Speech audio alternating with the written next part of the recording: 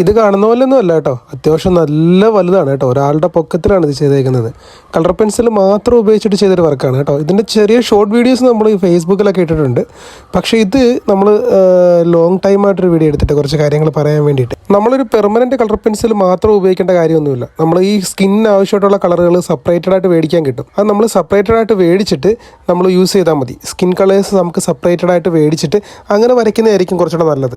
കാരണം വെച്ചാൽ ഒരു ടിൻ ഓഫ് കളർ പെൻസിലിനകത്ത് കുറേ ഗ്രീൻ കളേഴ്സൊക്കെ അധികം വരും. നമുക്ക് ഉപയോഗിക്കാൻ പറ്റാത്ത അവസ്ഥയായി പോകും, കുറേ വേസ്റ്റ് ആയി പോകും. അതുകൊണ്ട് നമുക്ക് ചില ഫേസിന് നമുക്ക് അധികം ഗ്രീൻ കളറൊന്നും വേണ്ടല്ലോ. നമ്മൾ സെപ്പറേറ്റ് ആയിട്ടുള്ള കളർ പെൻസിലുകൾ അങ്ങനെ സ്കിൻ ടൂണിന് വേണ്ടുന്ന കളർ പെൻസിൽ നോക്കി പർച്ചേസ് ചെയ്യുന്നതായിരിക്കും കുറച്ചുകൂടെ ബെറ്റർ. ഈ ചിത്രരചന എന്ന് പറഞ്ഞിട്ടുണ്ടല്ലോ, നല്ല ക്ഷമയും പ്രാക്ടീസും അത്യാവശ്യമായിട്ടുള്ളൊരു സംഭവമാണ്.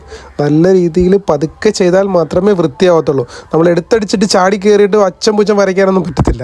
പയ്യെ ക്ഷമയോടെ വേണം ചെയ്യാനായിട്ട്. ഓരോ കാര്യങ്ങളും എടുത്തെടുത്ത് വേണം വരയ്ക്കാനായിട്ട്. ഓരോ പാർട്സുകൾ നമ്മൾ എടുത്ത് വേണം വരയ്ക്കാനായിട്ട്. പെട്ടെന്ന് ചെയ്യാൻ നിന്നാൽ കുളമായിപ്പോൾ. ഒരു കളർ കൊണ്ട് മാത്രം വരയ്ക്കാതെ ഒന്നിൽ കൂടുതൽ കളറുകൾ ഉപയോഗിച്ചിട്ട് വേണം ഏത് പോർട്രേറ്റും ചെയ്യാനായിട്ട്. അതായത് കളറുകളുടെ ഒരു കോമ്പിനേഷൻ ആയിരിക്കണം. നമ്മൾ ചെയ്യുമ്പം കുറേ കളറുകൾ ആഡ് ചെയ്തിട്ട് വേണം ഒരു ഫേസ് വരയ്ക്കാനായിട്ട്. ഒറ്റ കളറിൽ ഒതുക്കരുത്.